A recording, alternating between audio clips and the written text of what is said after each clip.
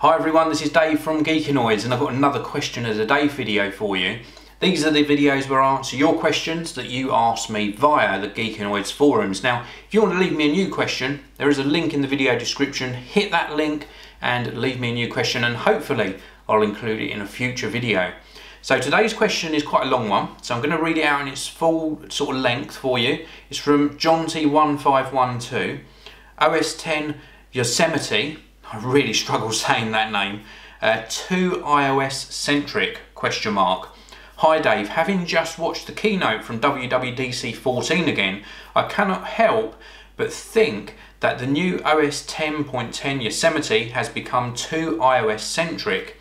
Lots of fantastic new features, but they all rely on a user having either an iPhone or iPad, which in my personal opinion are way too overpriced for what they are.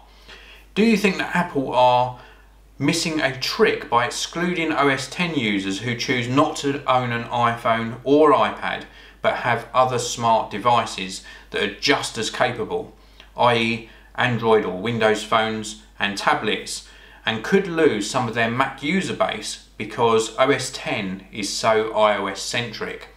Well, that's a really good question, a very in-depth question as well, and I can see where you're coming from, but I want to go back a few years to when the iPod first came out.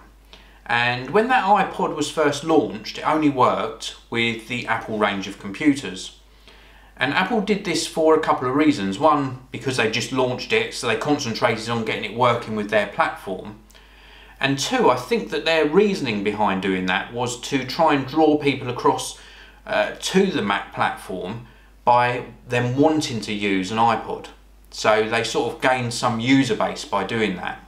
Fast forward a few years and they opened up the iPod to Windows-based computers. And that was a good move, very good move, because it meant that they sold more iPod devices. Now fast forward to current day and they've got great devices out there. There are millions of iPod and iPhone and iPad users. And they're still trying to obviously grow their user base because that's their business. They're trying to get more people to switch to the Mac OS X platform. Now, when you mentioned it seems iOS centric, I think they're doing the right thing again. I think you can see them on this cycle, and I think it is a definite cycle that they pattern their marketing on. And they're launching a new version of OS X, Yosemite, and a lot of the features are pulling on the fact that you would own an iPhone or an iPad.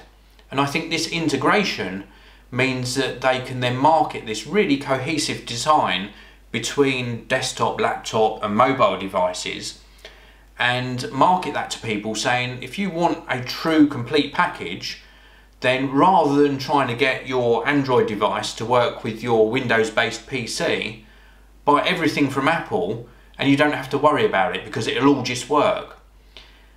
Moving down the line, I think that give them another 2, 3, 4 years, then they may well open up some of the OS X features that they've just introduced that work perfectly with the iPhone and the iPad.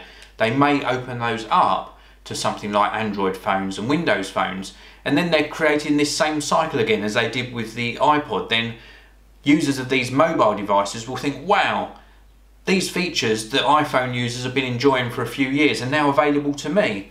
I'm going to go and make my next purchase a MacBook Air or a MacBook Pro or whatever the current device is. So I think they're very clever in their marketing strategy. Is it the right strategy? Yes, I think it is. Should they have released these OS X Yosemite features so it worked with other platforms of smartphone?